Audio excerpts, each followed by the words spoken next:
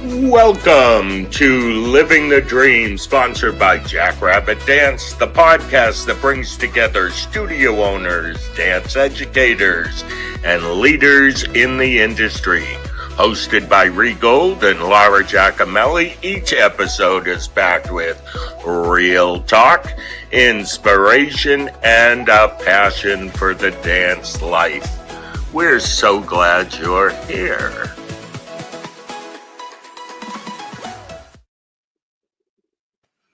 Friends, hello, welcome to Living the Dream. I'm Ree Gold here with my partner in crime, Laura Giacomelli, and we're excited to have you here. Yep. Happy Monday, everybody. We're really looking forward to today's conversation. But let's hang out for a few minutes, Bree. What's going on with you? How was your weekend? I had a good weekend, a touching weekend. I went to Maryland to a memorial service for, she's known online as the bald ballerina, and her name is Maggie Kadurka. And she passed 4 years ago after a 10-year battle. She was given 3 years. She was diagnosed at age 23. And though it was emotional thing, I sat there and I thought about how many lives that she touched, and also how many young people she influenced to go check themselves out. Because I think when we're young, we think we're invincible. And she showed that maybe we need to be on top of this. Yeah. And here's a stat I learned yesterday. 40% of new cases of breast cancer are 30 or younger. So you know what Maggie was here to do was to bring attention to that. Ooh, that went a little deep on this living the dream, but I learned a lot yesterday, and I felt the emotion of the whole thing yesterday. And I think she was very well known in our industry. I had dancers and alumni who followed her journey on Instagram, and even before I knew her, through the Dance Life Teacher Conference and her being awarded money through Dancers Against Cancer. And that's when I learned about her. It's probably 3 or 4 years ago, I want to say, maybe a little less. But my dancers and alumni, they were already following her. Like when I went to follow her on social media, many of them were already following her. And I'm like, oh my gosh, like, so her story didn't even come through me to get to them. Like her story got to my dancers, which is pretty incredible. Another cool thing that happened yesterday, and I never connected these dots. I connected with Maggie maybe 7 or 8 years ago through Dancers Against Cancer. Mm-hmm. She had all these pictures of me standing next to her. She was in my dance competition. She was like, I didn't know that part. Wow. It was interesting. Wow. Yeah. So I really had been a part of, her whole journey. Mm-hmm. Dance world's small. You never know. No, agreed on that. What'd you do over the weekend? Dance competition. Third one of the season. So I told you earlier, I'm milking my. I know. I said I'm milking my competition hangover right now. It was good fun? Though. It was great. We have 35 routines this season between the ages of like 8 to 18. So we're like a medium size, I would say, competition team. We have 61 dancers on team right now, and yeah, it was great. We went to. Am I allowed to say? Can I say who we went to? Yeah, say it. Oh, okay. I'm like, what are the rules here, Ree? We went to Reverb. It was our first time going, and highly recommend them. We always go to Beyond the Stars and Breakout. So those are the other two that we normally go to, and they're now under the One Beat umbrella. And Reverb was great, very on time and professional. And yeah, we're definitely probably going to be going back to them next year. I really really enjoyed it. And what's interesting too, Ree, and this might be funny to say out loud, everyone there on staff, it was a full female staff running the production, which was Hmm. interesting to me. Like usually the MC is a guy or there's got like it was all girls on stage like running it. And I thought to myself, I was in the back like row and I'm like, this is kind of cool for my girls. You know, we have one boy on teams. I'm majority girls. I'm thinking to myself, how cool that they can like sit here and see what you can do in the dance world to continue in the dance world, even if it's not dancing professionally. Like you can be a part of this kind of production or be the MC or be the one that's tallying the results. It's just like, I don't know. I just had this kind of like, this is a really cool moment for them to see that there's other things to do to stay in the dance world beyond just being a professional dancer. There's many options, whether it's a judge, whether it's, like I said, the MC, the DJ, like it was all female. I was like, this is super cool. Super cool. I'm not sure if anyone else noticed it, but I was like, that's really neat. No, I think that's a cool thing. I'm going to say this real fast because Mm-hmm. there was once this girl who had started at my mother's dance studio when my mother opened it in the basement. She was one of, the first 5 students. And 50 years later, we asked her what was her most memorable thing about growing up in dance. And it was that she learned that a woman could own a business. That was her. Mm. That was in 1964 or something like that. I go, oh, my mother would have liked that. Yeah. Ree, my home studio, my owner, she wasn't my teacher. My home studio simply owned the business. She opened it up for her daughter. And when I think about who like helped shape me as a business owner, I think of her. Like Hmm. the way she took me under her wing, she knew I wanted to open a studio, and it didn't scare her. So when I was in high school, she made me co-teach with people and be an assistant. And then she's like, come into the office. And like this is old school, so there was no jackrabbit dance. There was nothing like that where you kept, I mean, even this was God, we're going back 30 years, right? Yeah, it And was like on the back of a card, and you literally, wrote in the right, money and you checked off whether they were there. with a check or cash, like that was it. Yeah. But she pulled out like her ledger books, and this is the this is how you write it all in, and this is how we notate it. And I remember thinking like she made me understand the money end of it, the business end of it, which was, I don't think, something that a lot of dance studio owners get. You get the teaching end of it, but I was Mm. always thankful for her, and she was a very savvy business owner. Really, she just never felt bad about if prices had to go up, prices had to go up. If costumes had to go up, costumes had to go up. But then she was also very kind because I would see things in the background, and if someone was struggling, she would just say, right there that they paid, and I'm like, they paid you? And she's like, just write that they paid. Flip, and I'm like, okay. Like it was just, I don't know. She was a really good You balance learn of a business owner. compassion too. Yeah. Yeah. Yes. And I think a lot of people didn't know that she would do that because I think smart business people, you keep that under wraps when you take care of people. You don't do it for the publicity, you do it for them, right? So watching her do that, I was like, like you're an amazing businesswoman, but you also have like that compassionate side that takes care of people when they need to be taken care of. They need a little help. So yeah, same for me. Female Yeah, business owners. I'm with you on that one. As a Mm-hmm. male business owner, Mm-hmm. always cheering on the women business owners. Confidence in who you are and what you believe is right. Yep. So, Laura, I love having our conversations. It's good to connect, but we're going to bring on a guest in a second, Pam Mm-hmm. Simpson.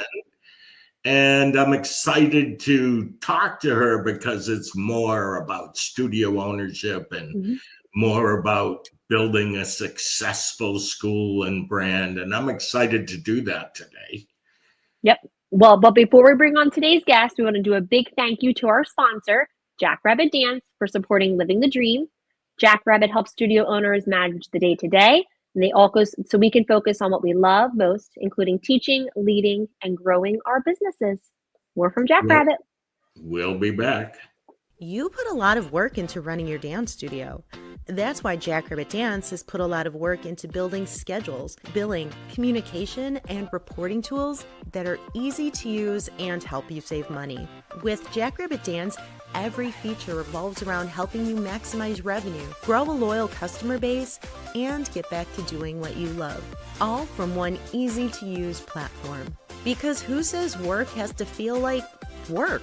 Learn how you can get started with Jackrabbit Dance at jackrabbitdance.com/get-started. Hey, Pam, welcome. Hello. Hi. You are, I wrote these things down as we were coming on because this is how I look at you. A great delegator. You build strong teams, you create smart systems, and you have a knack for running a thriving business. And I'd love to hang out with you and Laura and just talk about those things. Well, thanks, Ree. I'm really excited to be here and share and visit with you guys. I love watching what you guys do on your podcast and the former Coffee Talk, and I'm just excited to be here and be part of the journey. Well, we're excited to have you. Thank you for being here. Pam, how'd you get into this mess? That is not the way that question was written down. I promise you that, but I thought I'd just go for it. When did you walk into a studio for the first time? Like, how did your dance journey begin? I take that back for those of you out there who might have said, what did he just ask? Well, it's funny. It's great. It's a beautiful mess, though, right? Yes. I took my first dance class at age 5. And I went to the dance class. And when I came out and went into the car, I told my parents how much I loved the class. And I said, I'm going to be a dance teacher. And they were like, okay. And so from the very first day, it's what I wanted to do from the very first class I took. And that never really wavered for me. I was always pushing and striving to be a dance teacher. So I took every opportunity I could to take class and learn. And I actually became a teacher when I was 14. With not much guidance from the owner, just said, here's your classes. And I taught dance at 14, not with much guidance. But I did it. So since 14, I've been teaching dance. And then I went to college for dance and graduated with a degree in dance. But while I was in college, it's interesting because I was on a track that was called commercial studio operations. Now, while I was there, I performed with a company at school, but I also was in a professional company. And early on, I was like, wait a minute, I'm not learning anything about commercial studio operations, but that was the track that it was called. So I went to a main teacher and I said, so I'm in this commercial studio thing, but I'm not learning anything about running a studio. So I was wondering what classes I need to take for that. Well, there weren't any classes for that. So that was interesting. And so we sat down together and did independent studies. And I did independent studies for 3 years with this one teacher. And we went through and we did a business plan. We did the curriculum. We did the handbook. We did the tuition structure. Everything you could do to build the studio because they didn't have that, even though that was my track. So I did all of that during college. So when I graduated, I was ready to go. So I graduated in May. I went to the bank with my business plan. And I'm sure now, and I still know the banker today, but I'm sure he was like, here's this young 22-year-old girl coming in, like, what is she going to do? And I explained it to him, but I had a business plan. It was organized. So I got my loan and I found a space and I started my studio. I found the space in July, signed the lease, and we started in August. So it was what I wanted to do always. And I just pushed towards that my whole life. And so it's pretty much all I've known is the dance studio. I love the dance studio. I'm in year 32. I started with one room. The one room lasted 1 year. And then we had to move to a bigger space that was 2 rooms. And we stayed there for quite a bit of time. And then I bought a second location. And so I've had a second location for 22 years. I've had both locations now for 22 years. And we own both pieces of real estate. And we teach dance. We also now teach music, leadership class, and tumbling and aerial silk. So we've kind of expanded from just dance, but dance is the main thing that we do. And I guess it's what I've always wanted to do. I'm super passionate about teaching dance, but I'm also passionate about raising the leaders for the next generation. So how can I help the next generation get what they need to be a leader in whatever they choose to do.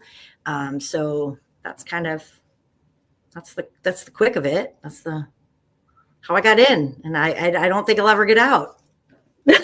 I love that story. Yeah. And what college were you? I'm sorry, Ray, go ahead. That's it. That's a good question. Who did what that? college were you at? And did the college like take anything of what you were doing in that independent study class and turn it into like what the program I feel like probably should have been what they were offering? Like, how did that transform at all? I went to Illinois State University, and it's interesting because when I was working on it, when I was a senior, then they brought me into the dean and we explained like what I did. And so they did create a class that they have every so many semesters for people that want to do what I do. And they build a studio from scratch in a semester. And so they do that. And then I come in as the guest teacher and I go in and I talk what I did and also what I'm doing now, because of course they don't have anybody in the college that does dance studio. So they do the class, and every time they have the class, I go and I share what I'm doing and what I've done, but they did create a class for it, but it's just one class. So it wouldn't have been like the 3 years of what I put into it, but they did listen. Right. It was great. And that was more than 30 years ago. So, yeah. And I still go back to concept. Yeah. What was their concept of? Did you call it commercial? What did it was called commercial studio operations, and I don't know what the concept was, and I wish I would have asked that. But at the time, I was like, I'm not learning what I need to learn, and I just know when I get out of here, I got to run a studio, and all I knew is what I learned from the studio I grew up at, which. What Laura said earlier was that person took her behind the curtain and showed her things. I didn't have that. They just said, here, teach the classes. And I was a good enough dancer at the time and a leader to start leading classes at age 14. Oh, and interesting enough, she didn't say teach class. She said lead class. So for me, my whole life, it was like I was a leader because originally it was just coined to me, lead the class. Also, which is another interesting side topic, but yeah. Okay, Laura, I'm letting you take over for a second. I tend to hog up all the time. No, you're fine. So Pam, something that I really admire in you is the balance of it all, how you're able to have family, 2 studios. I'm not sure if people know this. You also judge on weekends at competitions. And then obviously, I mean, I wouldn't necessarily say a professor, but you are going into college level classes and teaching, which is amazing, and speaking. So what was that journey like? What boundaries did you need to set up to get to where you are right now? That's a good question. And I think for dance studio owners, it's a difficult one. At first, I wasn't married and I didn't have children at first. So my studio was all of that to me at first. So I didn't have to learn that right away. So it did take me a while to figure out that, like, once I got married, then it was like, oh, we need to figure out how to have this balance. And so really for me, it's all intentionality. So thinking about like planning out your week ahead of time and being intentional with the time you have. So right now my life looks a lot different because our kids are raised and out doing their own thing. And so it looks different for me now than it did when we had kids in the house. But I'm always trying to be intentional about what the week looks like. Early on, I learned about what is called the Sunday planner. And we sit down and do our Sunday planner, which is everything that you're going to do in the week on your calendar. And then it's also what are the big important milestones of the week that you need to make sure you're taking care of. And then just like making sure that there's blocks of time for all the things that matter in your life. And so I didn't get it right at first. For sure, I messed up a lot of things early on. Like when I got married, my husband already had children. So I was already not just a wife, but I was a wife and a mother at the same time to already children. So we had to figure that out. And that was a little bit, that took a little bit of time to figure out how do we block all the time to make sure I'm being the dance teacher, I'm being the leader to our teachers, I'm being the mom, I'm being the wife, and I have a sister and a niece and family that I need to take care of. So for me, mostly it is just always being intentional and making sure you make time for all the things that matter. Because we're raising, like when you have kids at home, you're raising the kids that you have. And sometimes you feel like you're raising other people's kids. You might love those kids like they're your kids, but they're not your kids. And I learned that the hard way too, because you get really close to the kids and then they graduate and it feels so heartbreaking that they graduate and you think they'll be in your life forever, but they're not. Some are. Like, I feel very lucky because in my team, there's right about 87, because I looked at it this morning to know the stat. I have like 87% of my team grew up at my studio or have kids at my studio.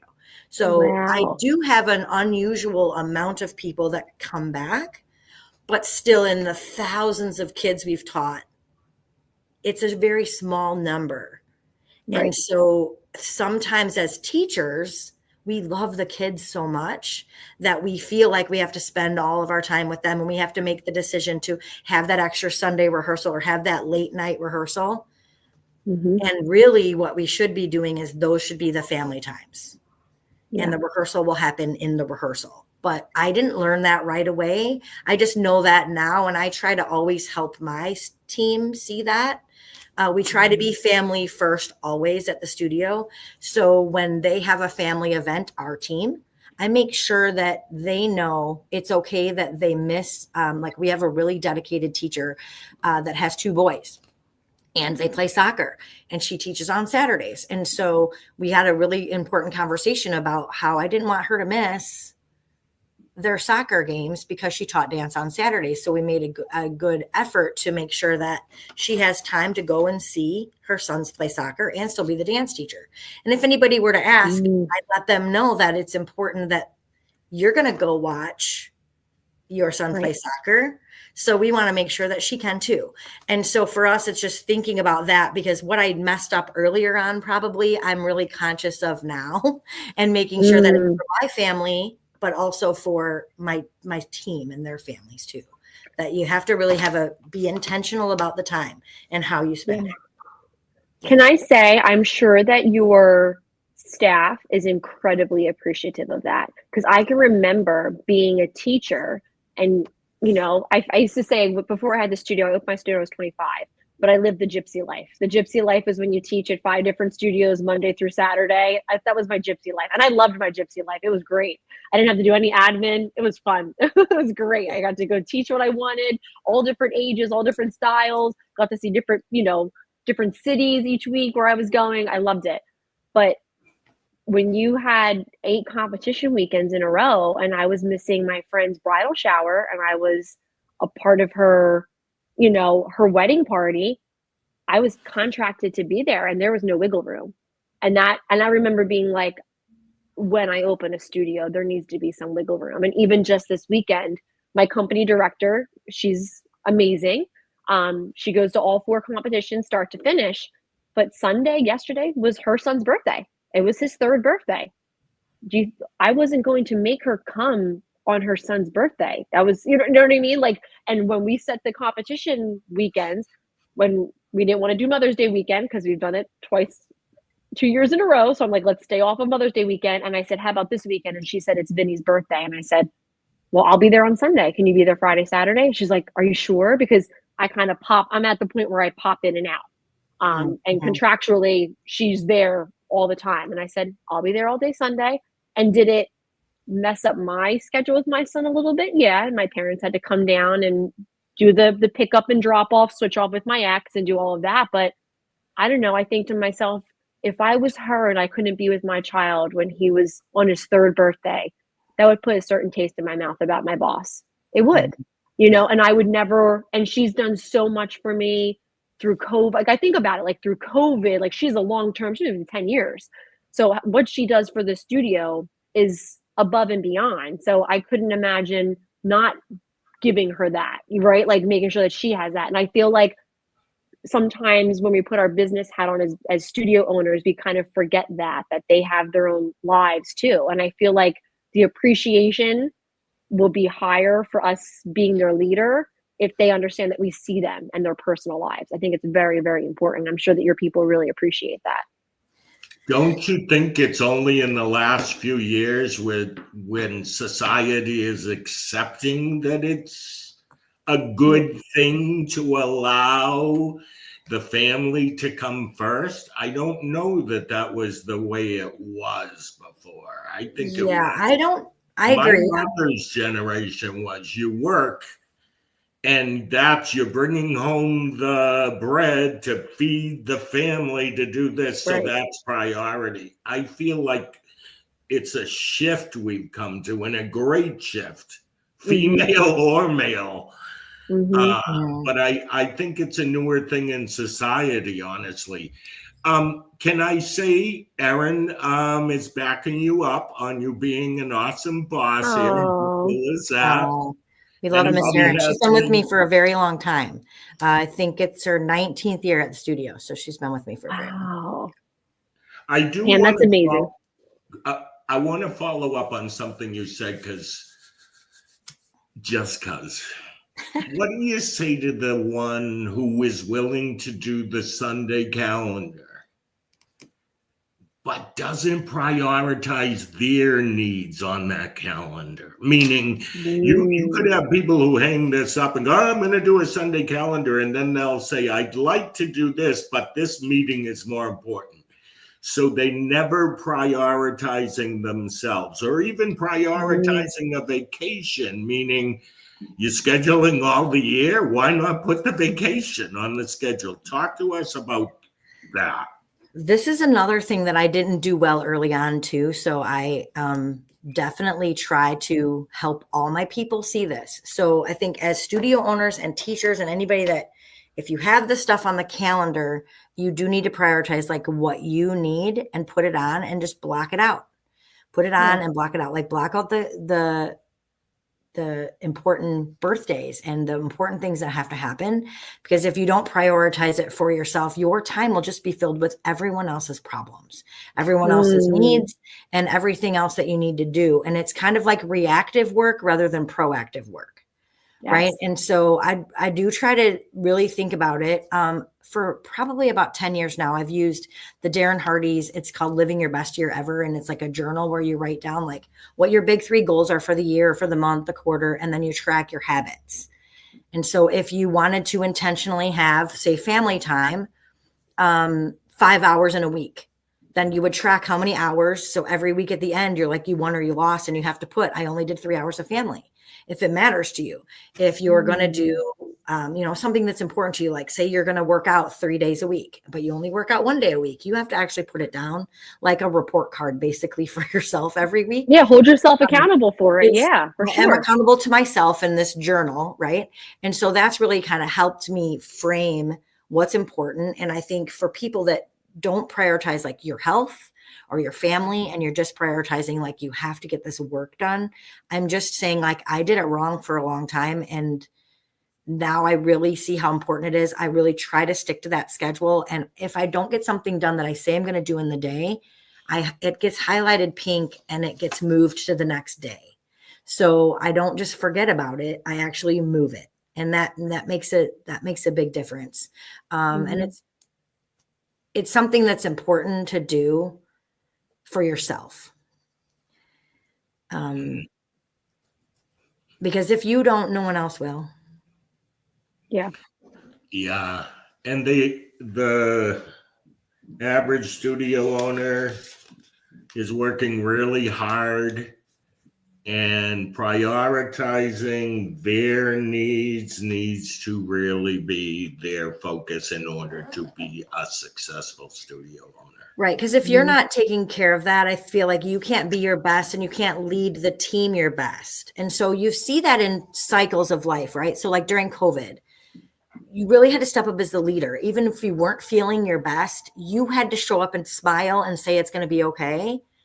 And if you weren't taking care of yourself behind the scenes, or just like crying in your pillow and then figuring out like what you were going to do and then come back to it, then your team can't do it without you being the strong leader. And you can't be a strong leader if you're not doing what you need to do, the need to do things. I think that's the thing too. Cause like when we've all had our share of like hardships besides COVID, right?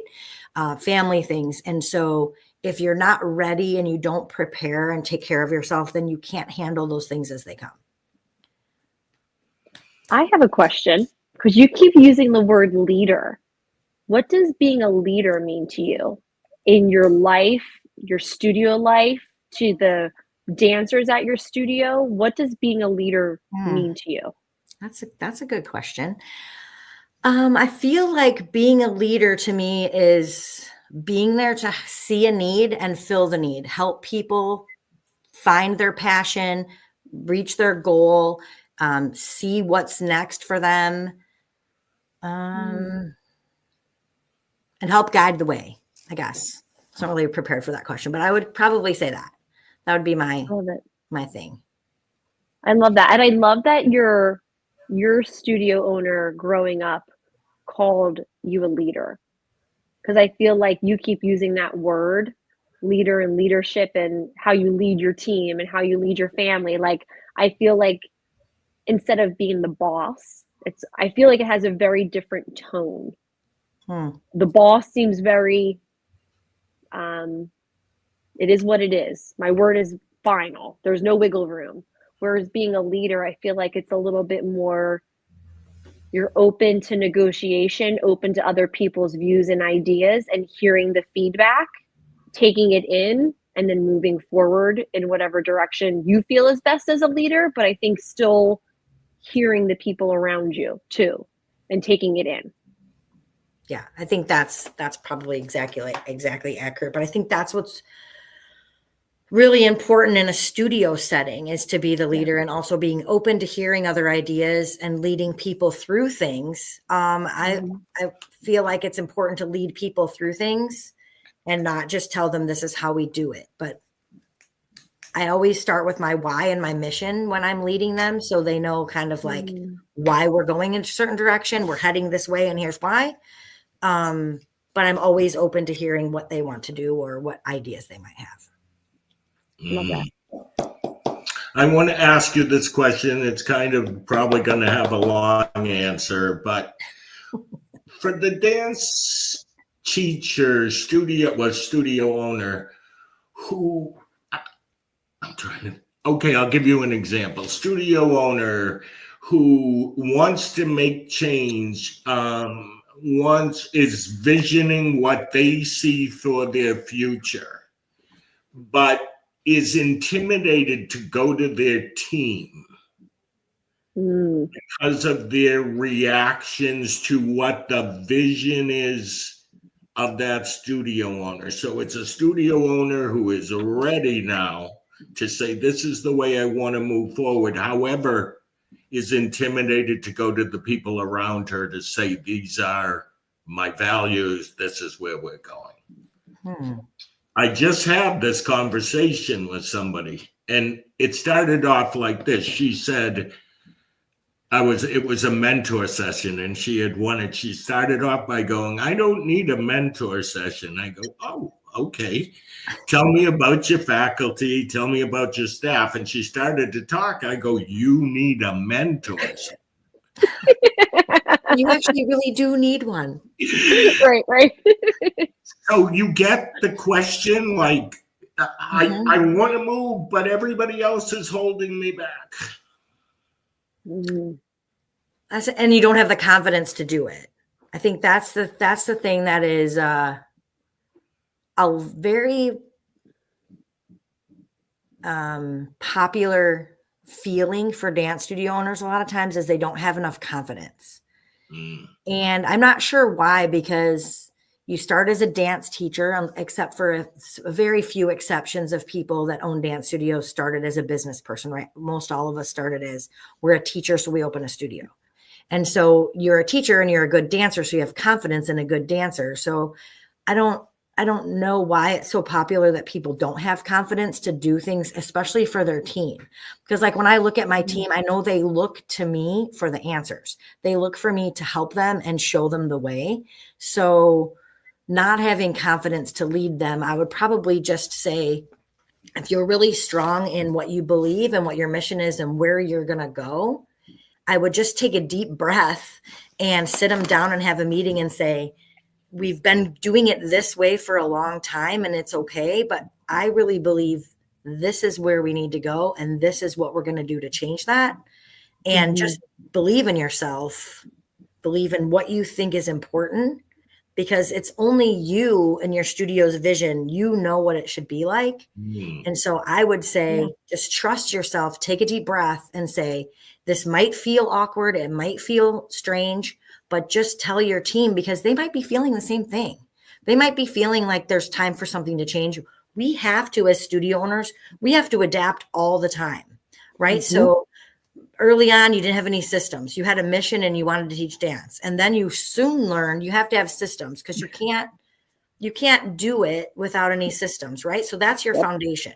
And then you build relationships with your team, with your students, with their families.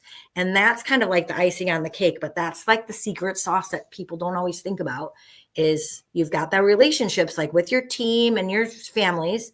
And then we have to adapt. We have to change. We've changed so much over the years. Like, I can't even tell you how many things we've changed as studio owners in 32 years, right? So we have to be adaptable. And so you say to your team, we have to be adaptable. We have to change, and we have to have a growth mindset. We can't just have a fixed mindset that we do it this way and it's always this way, but we have to have a growth mindset of it's time to change. It's time to do something new. And if you don't have the confidence to do it, reach out to someone that might have the confidence, because they'll help you get the confidence. That's what I think. I don't know. There you go. No, you know what? I so much appreciate your answer. I think the secret sauce, as you had said earlier, is confidence. Yeah. Like Pam could do a seminar on marketing. Laura could do one. You have to believe you could do it before you even take that session. Do you get that? Like, I see lots of people looking for the quick secret, but the quick secret is, I believe in myself. I believe in my mission, and these are the steps I'm going to take. And it seems so simple, but it is a truth.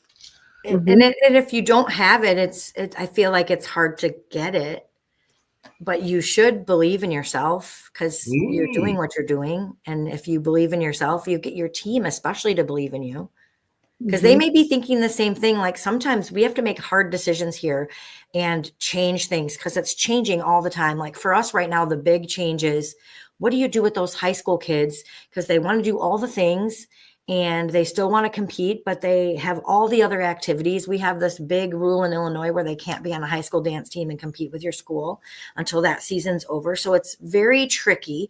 And we get more and more kids that want to do the dance team, but they still want to be on the company. And so we have to make difficult decisions every so many years as you get a new cycle of kids. Yes. And it can't be about what the teachers want. So that's where you have to be a confident leader and say, it has to be what's best for the business and the families. It's not best for the teachers have all these things. And so as it changes, you just have to adapt and have a growth mindset and say, like, it's time to change and build your confidence, believe in yourself. I guess that's and I think that's hard, Pam, for a lot of studio owners to look at the business and look at the families. But then a lot of us are teachers. So we're saying, we know we need that second ballet class. We know they need that leaps, turns, and jumps class. We know they need, but then you're kind of like, right, but then half the senior line drops because they don't want to be at the studio 25 hours a week. So where's the balance? Like I used to have during COVID, we moved some senior classes to Friday nights, because where are they going on Friday night? Nowhere. So I put them all on Friday nights because I wanted them to have the largest studio, because we all just spread out in the biggest space, and our Friday nights it was open. But then once the football games came back and once the activities on Friday nights came back, I immediately pulled them off of Friday nights, because I thought to myself, I'm going to lose all of them in my area. And my teachers were like, but it's so nice having them on Friday nights. I'm like, they're not going to sign up. They love you. They love our studio, but they want to have a high school life too. So I had to, even though my teacher loved having them on Friday nights and it was a little bit more, they were the only ones in the studio. There were some other little classes going on, but it wasn't as crazy. And she had the biggest space. And I'm like, sorry, girlfriend, we're moving to Mondays. Like I don't know what to tell you. Like, because I know that 99% of them will sign up for the Monday class, and half of them will drop if they continue on Fridays. So I think as owners, you have to make sure you want to listen to your team. I'm not saying that, but in that moment, I'm like, in order for you to even have a class, they need to come off of Friday nights. It's not going to work, like you're saying, for my clientele. It's not going to work for the business. So, right. But you have to have a hard conversation. That view of the business. And I always say too, right. Like we're playing the long game, and that's how we're successful. It's the long game. It's not the short game of the decision for the quick fix or the easy gratification. It's the long game. We're playing a long game here. It's not like a basketball game where there's a winner and there's a loser. It's like the long game here. So we have to make decisions that help long term, but we can still adapt and make changes. But we still need to think, like, I'm always thinking, like, I want to make it to the year 50, right? So I'm thinking like the long game. We're on 32. We're like, we're pushing there, but it's still like you want to make decisions that help keep your business there, and hopefully long after that, your business is a legacy because you made the right decisions, and you don't switch around based on, I think too, studios lack confidence in this. When they see on social media people posting like master classes or this quick thing or that thing, and it's flashy things that studio owners want to pivot and go do this thing that another studio is doing, and then they pivot to something else someone else is doing. And some really wise man named Marie Gold one day told me when I was having a challenge, she said, don't look sideways, don't look side to side, just look forward, because you're not going that way. Just keep looking forward and go forward. And that changed a lot of things for me, because I had a lot of challenges at one time. And that's what he said to me. He said, don't look sideways, because that's not the way you're going. And so for studio owners that lack the confidence or see other studios doing these things, if it doesn't match your mission and your vision, just keep going forward. Stop looking sideways and trying to change your whole business because someone else is doing something flashy. It will be flashy and then it will be gone. And what if you? Oh, go ahead. Wait. Because we're both passionate about this. That was a trigger. It really was. If you instead of trying to recreate what they're doing, spend some time figuring out what you're really good at, and that's where you went, and it was different from that person, you'd be way more successful. I needed to get that out. I believe that's so, like, don't do what they're doing, or at least wait to see if it's a success. Right. But I see that all the time, especially with like newer studio owners. I was just going to say that, Pam. That was my take on it. I remember, and I think it goes back to the confidence. When I was young, I remember I was 25 and opened my studio, same as you. I literally wrote out my life goals, and it was own a studio, open it up by the time I was 25. And 25 came, I had a certain amount of money in the bank, and I opened up Libra. But I remember the first year we were open, by the end of it, I was like, I really don't know what I'm doing business-wise. So I went to Ree's Retreat Center for a business ownership retreat. And so nothing dance, all business end of it. And I got all my systems and my processes and everything in place. And I remember, like, over the next few years after that, when the studio hoppers would hop on over to my studio and they'd be like, oh, well, such and such does it this way, and such does it that way. And I'm like, oh, that's great. We do it this way.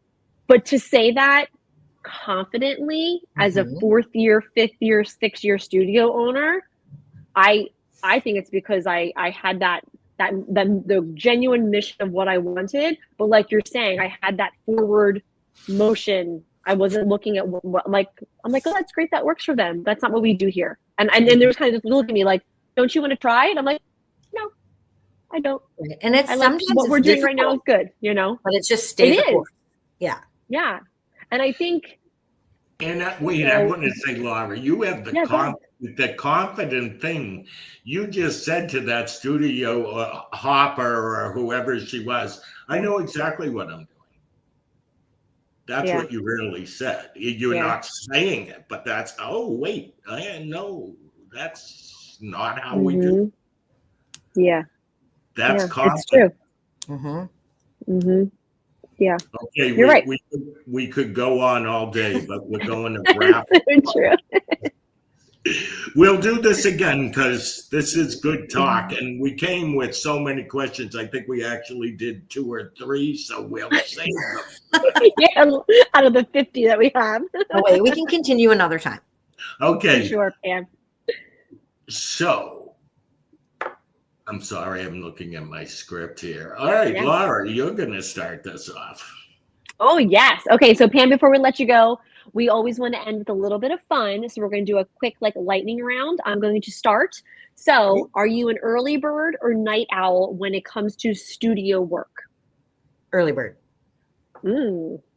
Coffee or tea to Tea. power your workday? Tea.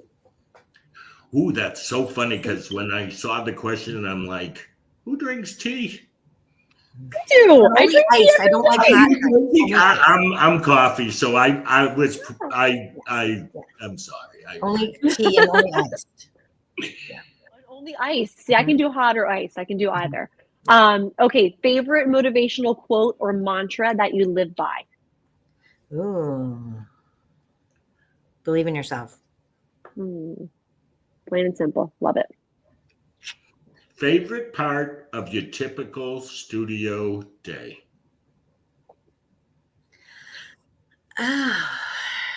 Okay, this is a good one. I don't know if it will be rapid fire, and favorites are always really difficult for me. So if my team was on here right now, they'd be laughing because when they ask me a favorite, I always have 2 things to say because it's tough to pick a favorite. But the most magical time of the day is when the kids are in the classrooms.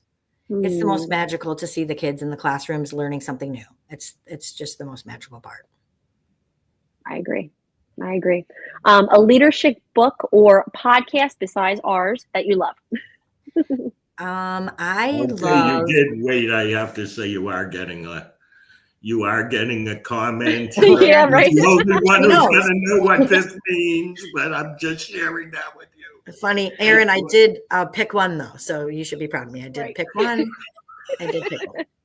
If I had to pick 2, it'd also be leading my leadership team because we get together and I just enjoy my time with them so much. But I had to pick one, and that was the one. My leadership book. Mm-hmm. Anything that John Maxwell writes in leadership, it would be my book. So anything John Maxwell, I will read and read and read. Amazing. So that's what I love. Yeah. Well, we have Erin on, and she's part of your leadership team. She This is is. our final question. One word you'd use to describe your team. Amazing. Okay, They're I'm amazing. sure Erin's going to approve of that. Yeah. Amazing. I love that. I love hanging out with you. You are inspiring. Always in you can take it further. You can expand it. You can grow with it, and I love your philosophy for that. And how long have we been hanging out together? Were you? Oh man. Well, it was 2000 or 2001, one of those. And I went to it was called Was it Project Motivate? Project Motivate, and it was in Las Vegas. And we sat in a semicircle, and there was only 25 or so of us. Was Gloria Jean there? Yes, Gloria Jean was there. So it was 25 years ago. Yeah. Next year is the 30th anniversary of the start of Project Motivate, which led to everything else. Wow. Do you remember? We really should end this show, but do you remember the one in Boston in that big castle where I will never forget that for sure. It got so comfortable. I'm running around this auditorium in my white socks. Oh, yes. Okay. Emily and I were sitting in the front row. Yes. Yep. Yes, I remember that. Yep. That was a great time. But it's been a long time, and I am so grateful to have your mentorship and your leadership and be part of anything that you do. So thank you so much for having me here today. I enjoyed our time. Thank you, Miss Pam. Thank you. You gave us a lot of golden nuggets. Oh, good. For sure. For sure. And if today inspired everyone, we invite you to do a deeper dive and visit regoal.com to learn more about the opportunities we have coming up, including the Dance Life Teacher Conference, Soul Dancer Conference, and our professional alliances for studio owners and teachers. And don't forget, you can catch every episode of Living the Dream anytime you want on Spotify, Apple Podcasts, and YouTube. Yep. We'll see you next time, everybody. Keep doing what you love and keep living the dream. That's a wrap on this episode of Living the Dream. A huge thank you to our sponsor, Jackrabbit Dance, for their support of our community and helping dance studios thrive. If you loved today's conversation, be sure to subscribe, leave a review, and share with your dance friends. Until next time, keep dreaming, keep dancing, and keep making a difference.